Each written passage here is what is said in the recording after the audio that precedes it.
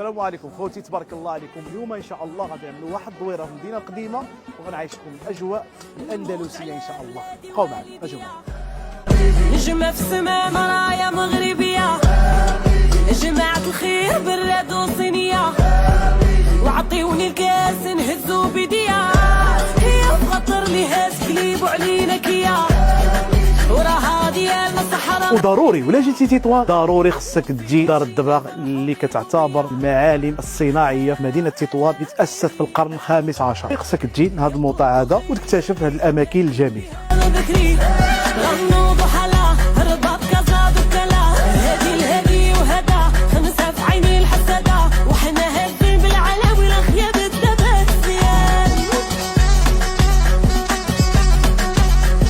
من احسن الاماكن اللي تقدر تزوروا في مدينه تطوان هي الجهات الخرازين، اللي الجهه فيها الصناع التقليديين، واحد المكان جميل جدا اللي تقدر تزوروا انت وعائلتك.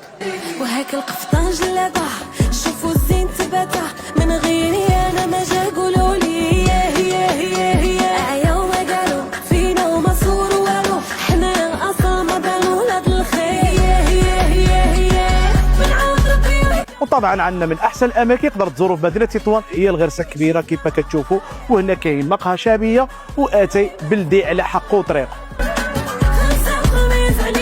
طبعا الا جيتي تطوان خصك ضروري تزور هذا الموطع هذا اللي هو اقدم صناع التقليديين اللي كيتواجد في شمال المغرب وفي افريقيا. هو هذا الموطع هذا اللي اسمه التربيعات الكوزه، من اقدم صناع التقليديين الفضه والذهب.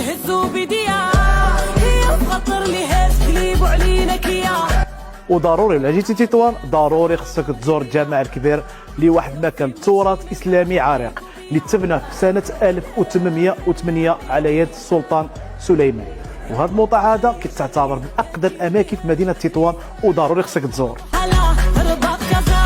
اليوم غنشارك معكم واحد الموطع اللي اسمه دار المدينه تطاول، واحد الموطع اللي تقدر تجي فيه انت وعائلتك وتجلس فيه، دار اندلسيه على حقه وطريقه، واليوم غنكتشفوها كاملين بينا. اجوا معايا.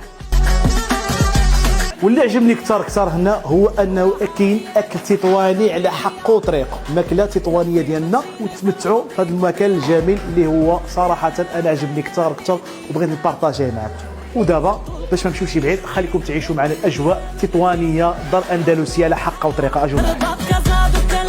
كيف ما كتشوفوا هاد التحفه هاد الدار هذه اللي تبنات في زمان قديم، وهاد الدار هذه دار تطوانيه على حقه وطريقه. ودابا غادي نشارك معكم بعض التحف اللي كيتواجدوا في هاد الدار. دابا دخلنا لهاد الغرفه هذه اللي كتواجد فيها اول حاجه هي المرايه ديال الظلام تطواني، وكاين الحيطي. والحيطي كيف ما كتشوفوا الاخوه الحيطي فيه جميع الكولوريس، كاين الزرق كاين في الديدي. واللي عجبني كثر هنايا كثر اخوتي اجي نوريها لكم هي هاد الناموسيه هذه كيف ما كتشوفوها. وهنا صراحه الله ملي شفت هاد الشيء هذا تفكرنا الدار التطوانيه الاندلسيه اللي على حقه وطريقه.